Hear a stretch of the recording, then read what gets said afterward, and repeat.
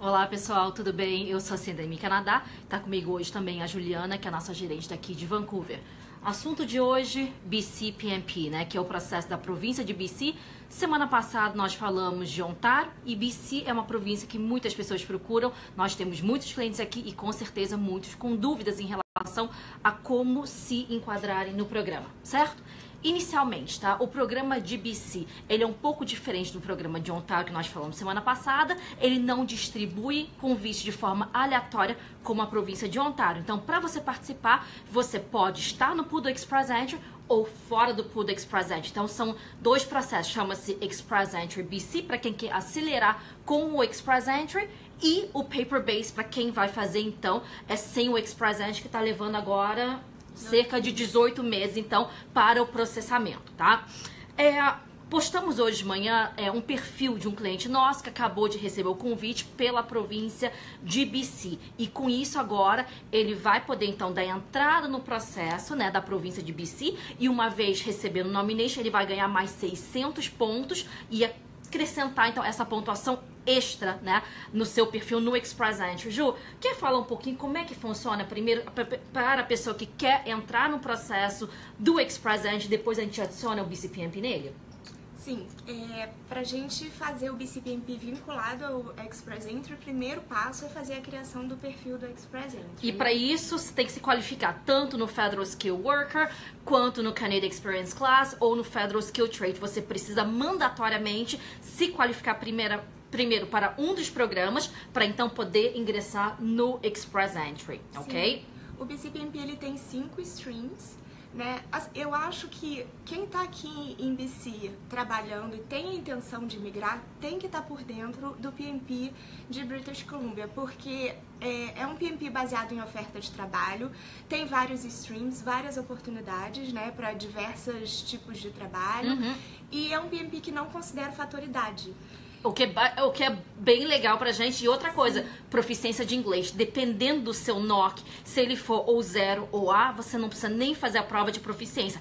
Agora, se você não fizer a prova de proficiência, você não consegue entrar pelo Express Entry BC, você só pode fazer a opção do Paper Base. Então é sempre bom a gente analisar para ver o seu perfil, né? Se seria melhor você se qualificar acelerando o processo pelo Express Entry ou, dependendo da sua situação, dependendo da questão de escolaridade, nível de proficiência, nem valeria a pena ficar insistindo em entrar pelo Express Entry primeiro, né? Sim, até porque o Express Entry ele tem a vantagem de ser mais rápido, mas dependendo do stream no qual você se qualifica, você vai ter que fazer uma comprovação financeira. Tem isso também. E às vezes quando o cliente quer evitar essa comprovação financeira, a gente pode fazer em papel. Então tem várias estratégias, vários caminhos que a gente pode montar através do BCPNP. Bem interessante.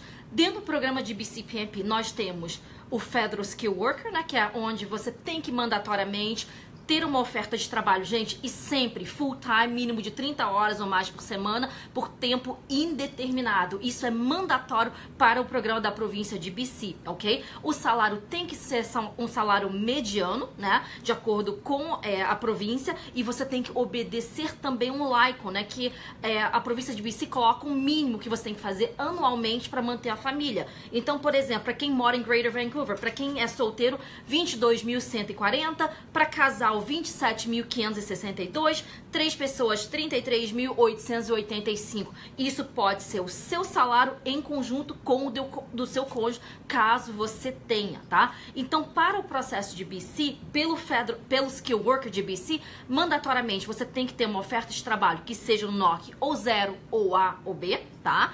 Você precisa também ter no mínimo 2 anos de experiência de trabalho no NOC da sua oferta. Isso é extremamente importante. Isso. E essa experiência a gente pode utilizar tanto ela aqui no Canadá como fora do Canadá. A gente pode combinar essas duas experiências para chegar aos 2 anos. Perfeito. Para o empregador, dentro do programa Skill Worker, o que o empregador precisa ter, Jô? O empregador ele precisa estar operando há pelo menos 1 ano. Se ele estiver na Grande Vancouver, ele tem que ter no mínimo 5 empregados full time. Se ele estiver fora da Grande Vancouver, a exigência é que ele tenha no mínimo 3 empregados. Perfeito. Aí, além disso, né, o empregador vai precisar provar também, né, por que essa pessoa é o candidato ideal. Se você já está trabalhando no emprego, não tem necessidade dele fazer recruitment, mas se você não estiver empregado com eles, não estiver trabalhando, vai haver necessidade sim de provar que o empregador tentou recrutar e que não conseguiu conseguiu ninguém para essa vaga. É diferente do LMIA, tá? O processo é completamente diferente, porém vai haver essa necessidade também de comprovar que tentou alguém para essa vaga, ok? Eu acho legal também a gente dizer que o BCPMP não tem custo para o empregador, Sim. né? Diferente do LMIA. E a taxa de aplicação do BCPMP são $700. Essa taxa, então, é paga pelo empregado, não pelo empregador. Mas o empregador, ele precisa estar disposto, né? Porque ele participa do processo dando suporte com essa oferta de trabalho e alguns documentos adicionais. Então, algumas informações precisam ser fornecidas pelo empregador. E pode ser também que, durante a análise do processo, o BCPMP solicite, então, alguns outros documentos. Então, antes de iniciar o processo, o ideal é que, obviamente, que o candidato esteja por dentro das regras do processo, mas que também tenha essa conversa com o empregador para que ele esteja, né, junto, disposto a dar suporte nessa aplicação para residência permanente. Legal. Esse é através do Skill Worker, né? Nós temos um segundo caminho também pelo BCPMP, que é o Entry Level. São para NOCs mais baixos. Então nós temos, eu vou ter que pegar minha cola aqui porque é bastante NOCs aqui. Então, por exemplo, quem trabalha em hotel, então Hotel Front Desk 6525, quem trabalha quem trabalha em cassino, restaurantes, né, ajudantes de cozinha, tem também os que trabalham com acomodações. Então, para quem trabalha em hotel, tem o NOC de Light Duty Cleaners, Janitors. Então, existe também uma lista de quem faz processamento de alimentos e bebidas. Então, sim, tem uma lista de Entry Level. Para que você possa se enquadrar no programa do Entry Level, mandatoriamente, você tem que ter trabalhado por 9 meses consecutivos nesse NOC e nessa empresa. E manter-se trabalhando até a finalização do seu processo. Né? É bastante interessante porque muitas vezes a gente acha que por ser um NOC baixo você não tem chances. Não, existe um programa dentro da província de BC que talvez seja, né, um programa que você possa se enquadrar, que é bastante interessante.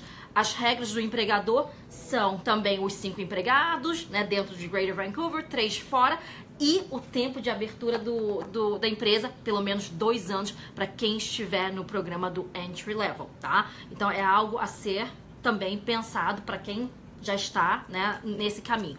O Entry Level, ele não pode ser acelerado pelo programa do Express Entry. Então, ele é mandatoriamente paper-based, 18 meses de processamento.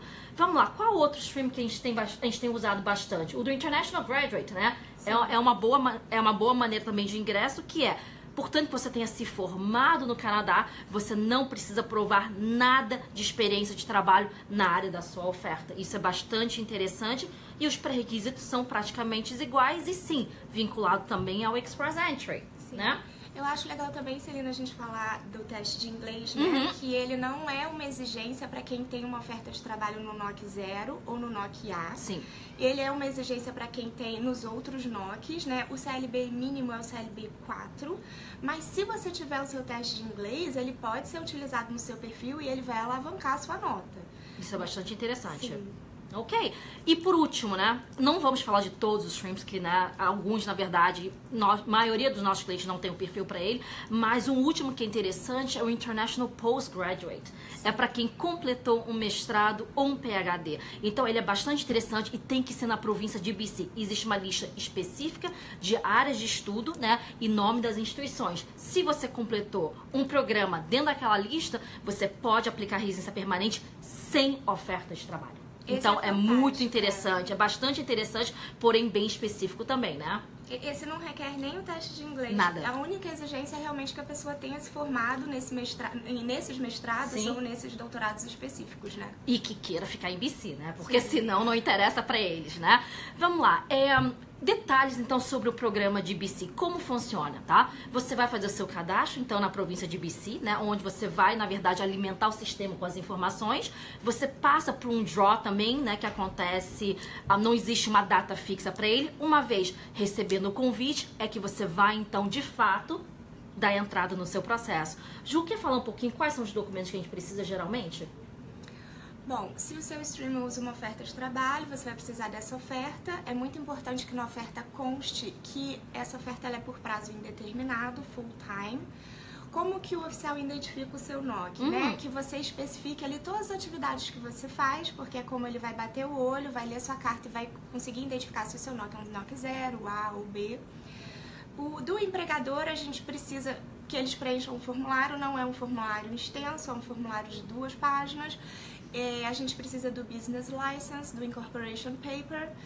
Do empregador é basicamente isso. Se você declarou no seu perfil que você fez um teste de inglês, você vai ter que comprovar através do resultado oficial. Você vai ter que declarar a sua formação. É legal também que o BC-PMP não exige equivalência acadêmica, né? Mas você ganha mais pontos. Afinal, o programa de BC também, ele é baseado em pontuação. Menos o International Postgraduate, tá? Mas o restante, ele é baseado em pontuação. Então, ele pontua você pelo seu salário, nível salarial, pelo NOCS, é 0 A ou B, se é uma ocupação considerada em demanda aqui, se você está trabalhando para o empregador, quantos anos de experiência de trabalho você tem, nível de escolaridade, local aonde fica a empresa, que mais que eu tô esquecendo? Proficiência no inglês, francês. Todas as experiências que você declarou, Sim. você precisa também comprovar através da carta do seu empregador.